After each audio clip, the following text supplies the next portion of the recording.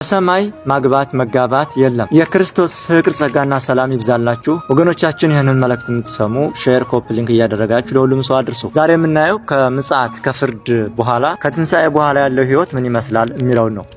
አንዳንድ ወገኖች ሰው ከሞተ በኋላ እነሆ ሚስት ያገባል፣ በሰማይ መጋባት አለ፣ እነሆ ድንግልናቸው የማይጠፉ ሴቶች አሉ የሚል ያጋንንት አስተምሮ ያስተምራል እና በክርስትና ትምህርት እግዚአብሔርስ ምን ይላል የሚለው ነው ዛሬ የምናየው። የማቴዎስ ወንጌል ምዕራፍ 22ን ስናነብ ትንሣኤ ሙታን የለም የሚሉ ሰዱቃውያን ጌታችን ኢየሱስ ክርስቶስን ሄደው እንደጠየቁት ይነግረናል። በእኛ ዘንድ አንዲት ሴት ነበረች፣ እነሆ ባላገባች፣ የመጀመሪያ ባሏ ሞተ፣ ከዛም ሁለተኛ ገባች፣ ሶስተኛ፣ አራተኛ እያለች እስከ 7 ጊዜ አገባች፣ በመጨረሻም ሴቲቱ ሞተች። በትንሣኤ ጊዜ ከሰባቱ ማንኛቸው ናቸው የሚያገቧት ብለው ጠየቁት ማለት ነው። ጌታችን ኢየሱስ ክርስቶስም እንዲህ ብሎ መለሰላቸው። ኢየሱስም መልሶ እንዲህ አላቸው፣ መጽሐፍትንና የእግዚአብሔርን ኃይል አታውቁምና ትስታላችሁ። በትንሣኤስ እንደ እግዚአብሔር መላእክት በሰማይ ይሆናሉ እንጂ አያገቡም አይጋቡምም አላቸው። ክብርና ምስጋና ለእርሱ ይሁን። እኛ ክርስቲያኖች በኢየሱስ ክርስቶስ ለምናምን በክርስቶስ ደም ለተዋጀን በሰማይ እንደ ቅዱሳን መላእክት እንሆናለን። ከቅዱሳን መላእክት ጋር 1000 ዘመን ተፈጽሞ 1000 ዘመን እስኪተካ ድረስ እየዘመርን እግዚአብሔርን እናመሰግናለን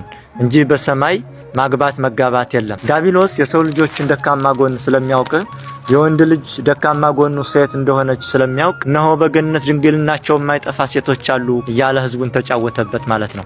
እግዚአብሔር ግን እንደዛ አይደለም። ከሞትን በኋላኛ ከፍርድ ቀን በኋላ እንደ እግዚአብሔር መላእክት እግዚአብሔርን እያመሰገን እንዘምራለን። መጽሐፍ ቅዱስ እንዲህ ይላል። የቅዱስ ጳውሎስ መልእክት ወደ ዕብራውያን ሰዎች ምዕራፍ 12 ቁጥር 22 ላይ እንዲህ ይላል። ነገር ግን ወደ ጽዮን ተራራና ወደ ሕያው እግዚአብሔር ከተማ ደርሳችኋል፣ ወደ ሰማያዊቱም ኢየሩሳሌም በደስታም ወደ ተሰበሰቡት ወደ አእላፋት መላእክት በሰማያትም ወደ ተጻፉ ወደ በኩራት ማህበር የሁሉም ዳኛ ወደሚሆን ወደ እግዚአብሔር ፍጹማንም ወደ ሆኑት ወደ ጻድቃን መንፈሶች የአዲስ ኪዳን መካከለኛ ወደሚሆን ወደ ኢየሱስ ከአቤል ደም ይልቅ የሚሻለውን ወደሚናገር ወደ መርጨት ደም ደርሳችኋል ይላል። ስለዚህ እኛ ከሞትን በኋላ ወደ ሰማያዊት ኢየሩሳሌም በሰው ልብ ወዳልታሰበችውና በዓይን ወዳልታየችው ወደ ሰማያዊት ኢየሩሳሌም ወደ እግዚአብሔር መንግስት እንገባለን። ራእየ ዮሐንስ ምዕራፍ 7 ቁጥር 9 ላይ እንዲህ ይላል። ከዚህም በኋላ አየሁ፣ እነሆም አንድ ስንኳ ሊቆጥራቸው የማይችል ከሕዝብና ከነገድ ከወገንም ከቋንቋም ሁሉ እጅግ ብዙ ሰዎች ነበሩ።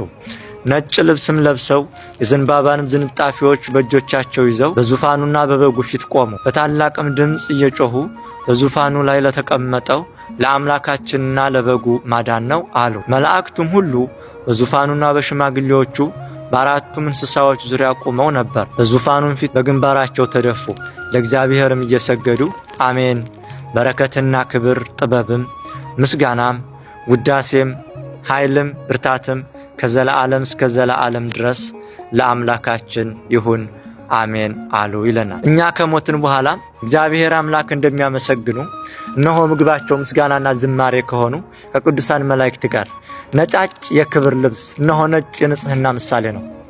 ነጫጭ የክብር ልብስ ለብሰን የዘንባባ ዝንጣፊ ይዘን 1000 ዘመናት አብረን ከእርሱ ጋር እንነግሳለን። ጌታችን ኢየሱስ ክርስቶስን ዘላለም እያመሰገን ዘመን ለማይቆጠር ዓመታት ከእግዚአብሔር ጋር እንነግሳለን ይላል መጽሐፍ። ክብርና ምስጋና ለእርሱ ይሁን። በሰማይ ማግባትና መጋባት የለም። የዛን ጊዜ ዲያብሎስና የግብር ልጆቹ ወደ እሳት ባህር እንደሚጣሉ ራእይ ዮሐንስ ተጽፏል። ወደ በለጠ እሳት ወደ እሳት ባህር እንደሚጣሉና በዛ ሶና ጥርስ ማፋጨት እንደሚሆን መጽሐፍት ይናገራሉ። ስለዚህ የመዳን ቀን ዛሬ ነው። ስጋዬን የበላ ደሜን የጠጣ የዘላለም ሕይወት አለው ይላል መጽሐፍ።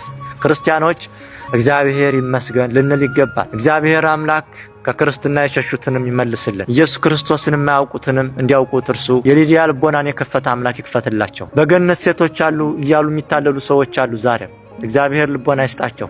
እኛ ግን ከሞት በኋላ ከፍርድ ቀን በኋላ እንደ እግዚአብሔር መላእክት ከእግዚአብሔር መላእክት ጋር ለዘላለም እንነግሳለን።